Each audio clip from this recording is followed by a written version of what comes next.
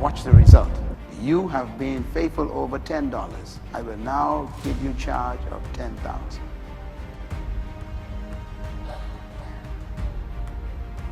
Work does not attract money. Management does.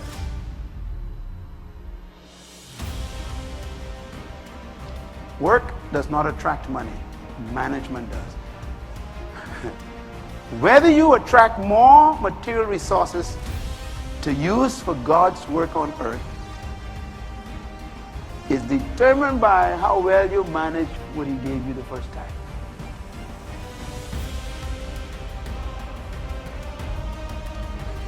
He actually says, come and share your master's joy. Wow. In other words, God begins to trust you so much, he lets you into his private business.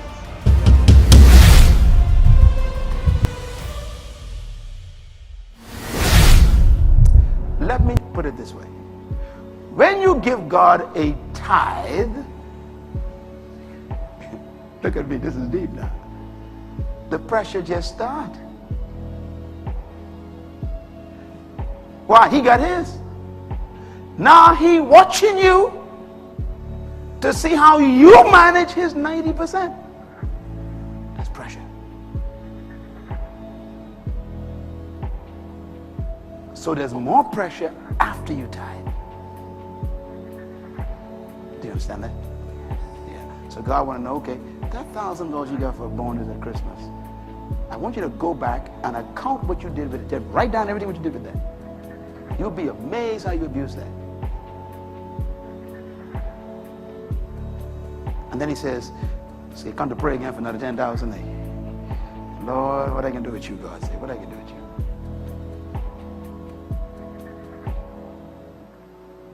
So he takes you back to 100. He says, start again. Let me watch you. You don't get away from God. In the kingdom, management is the highest work. It's the highest work. He gained 5 more. Verse 21, his master replied, watch this, well done, good and faithful servant. Well done what? Good. Everybody say good. Underline that please, good. In other words, if you don't increase what he gave you, multiply it and make it beneficial to bless more people with it, you are no good.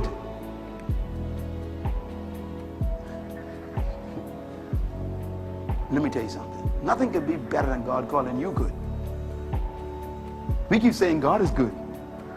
But how about getting him to call you good? And Christ is giving us the secret to position ourselves for God to call us good. And he ties it to money.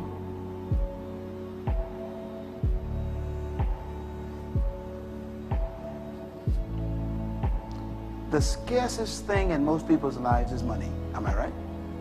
I say, am I right? You got plenty fat on your body. At least those of you who be on a fast, God help you a little bit. You got plenty things, air to breathe. You got plenty oxygen. But that money, boy, that tight, eh? Got plenty friends, eh? But all of them broke. In other words, this money thing it's like that. But Solomon says, if you hoard it, it takes wings. It actually leaves you. It runs from you. The Bible says money runs from people. And that's the truth. I've watched it. It used to run from me. Now it keeps running at me. Why? Because it can go through me. This guy, he says, you're good. What's the second word? Faithful. Everybody say faithful. Say it again, faithful. That's an important word. Underline it. 2 things God observed about people who are good money managers. They are good people and they are faithful people. Faithful to what? Let me put it this way. You can only be faithful if you are aware that you're doing something for someone else. Faithfulness is a concept of a steward.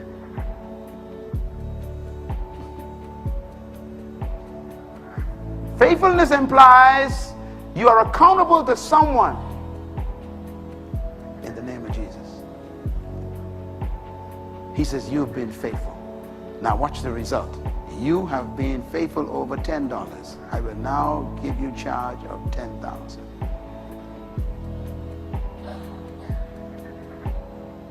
Work does not attract money.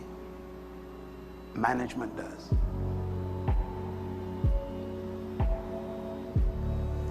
Work does not attract money. Management does. Whether you attract more material resources to use for God's work on earth is determined by how well you manage what he gave you the first time.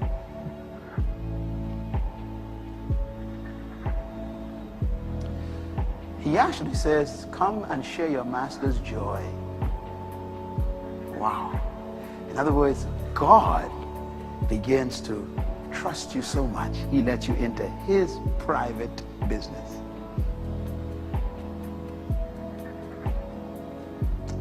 Okay, let's close this. 24. Then the man who had received the 1 talent, he came and said, Master, I knew that you were a hard man, harvesting where you have not sown and gathering where you have not scattered seed. By the way, this statement is a very important statement. Now, this Jesus speaking, Jesus made up this sentence. He made this sentence for the story. Look at me, please, I beg you. Oh, God. He made up this sentence, so the sentence must be important. He said the guy's mentality. He's explaining what the guy is thinking.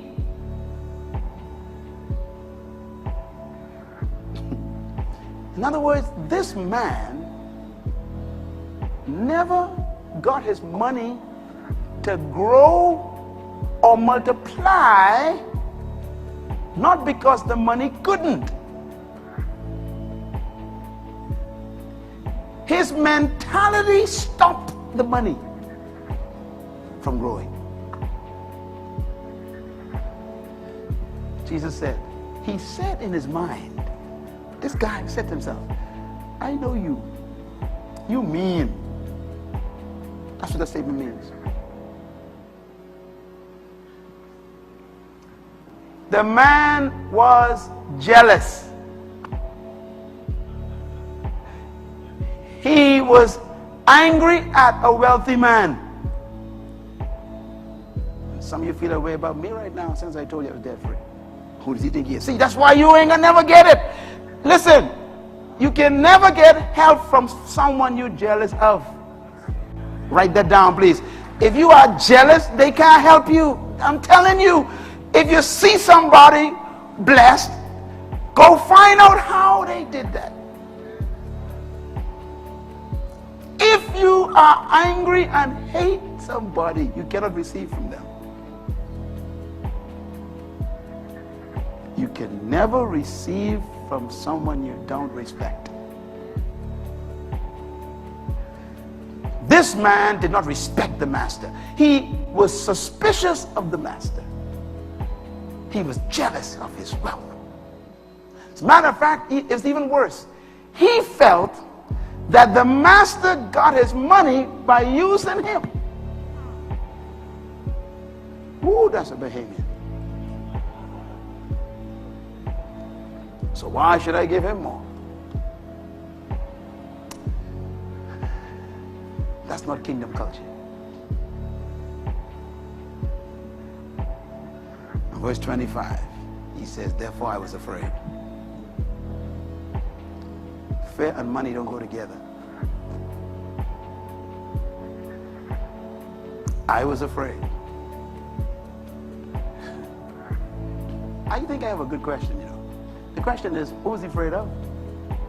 You know, it doesn't really say what he's afraid of, you know. Look. So the fear had to be related to the statement before that. Because I'm suspicious of you and don't like you, and you think you're better than me and got everything, and yeah.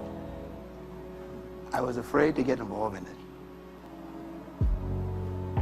His mentality stopped his multiplication. Money is an idea.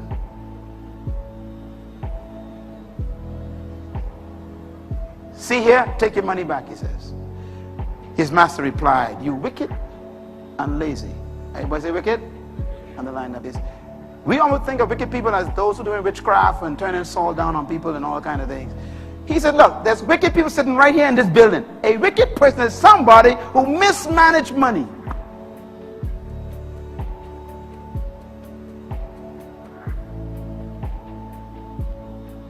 We think of a witch as being wicked.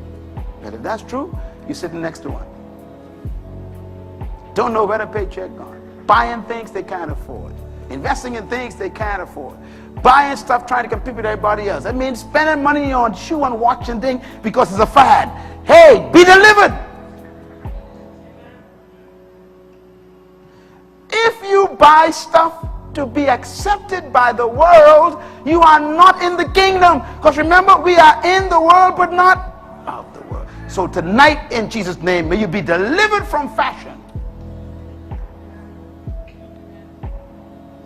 That stuff will make you poor.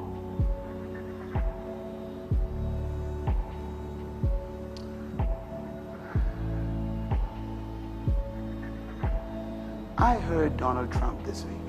You all saw that program? He was on Tyra Banks or whatever her name is, Tyra or something. Yeah. And I just, yesterday, I was getting ready to go down to the convention and on the TV on. And he, I want to see, because she said he was coming on. I wanted to see what he's saying. This guy is a multi-billionaire.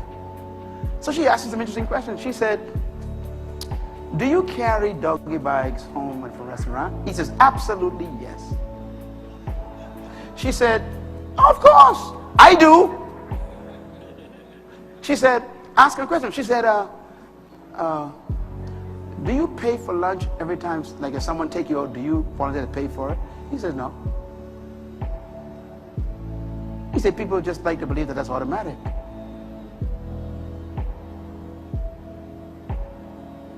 She said, you're tight. He says, yes. He said, if you don't manage money, money will destroy you. I went to visit the temple down there, behind the gate, John Templeton, the multi-billionaire, who knows stuff here. I went to visit him one day. He invited me to his house. I went to his house behind the gate like a key. I'll never forget this man. I walked in there, and the fella had on a old short pants with hole in it, hole in it. And I said, this is the multi-billionaire. And he even didn't notice me looking underneath. He just talking. And I said to him, here I am in my nice suit. I come to impress him. He had on tennis shoes with hole in it. Why? They are comfortable with his feet. He liked them. He didn't dress it for me. From that day forward, I was delivered. I said, that's it. Poor people dress up. Rich people, they wear normal clothes that fit.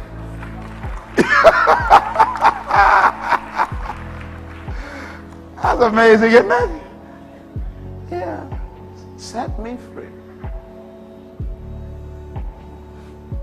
Lazy and wicked. Lazy and wicked. By the way, before I close, I'm going to define laziness for you. It's a word that you probably didn't think about. Because there's something that this guy didn't do that Jesus defined as lazy. He defined it as lazy.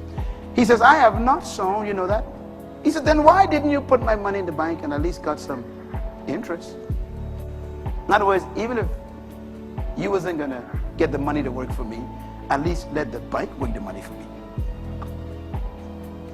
I want my money to work.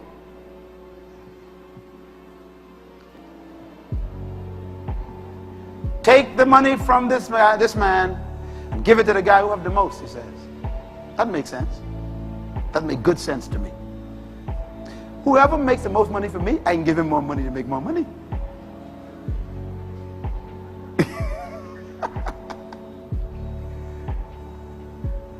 If I could trust you with more, I give you more. And you prove I can trust you with more, then I give you even more. So God gives you $100 and you eat the tithe. God says, boy, I can't trust that one next week. You'll find somebody else who I can get the money through. Because the work of God got to go on, and that person holding up my money. The work of God can't go on. The church is a wealthy place. If everybody paid their tithe in Farmers Faith Ministries, we pay all of the bills of the ministry off. I talk about in 1 year, off. They have done studies in every church in America, and the same thing as the Caribbean. And only 20% of the people in the church pay tithes. 20. That means 80% of the people sitting in this room potentially don't pay tithes. Only a small 20%, and they're the one who carry the 80%. They carry the cost of the lights and the thing and the upgrading and the whole place and keeping the air conditioning on. 20% do that. The rest just come, they kind of just loaf and just enjoy the whole thing and never give back to God. So that could mean that only 20% in the church really prosper.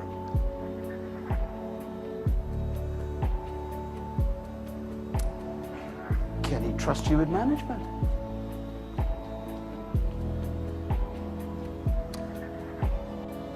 You know, brother,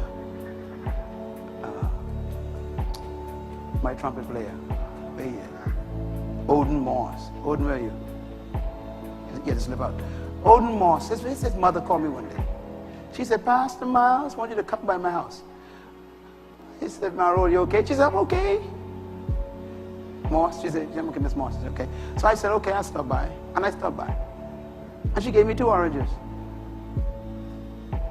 She said, I want this, I give this to you. He was my pastor. I said, thank you very much. And I leave the door. I said, you call me for 2 oranges? She said, yeah. She says, somebody gave me 20 oranges, that's my tithes. Clap. See, you only think of tithes as money. She was conscious that 2 of them were not hers.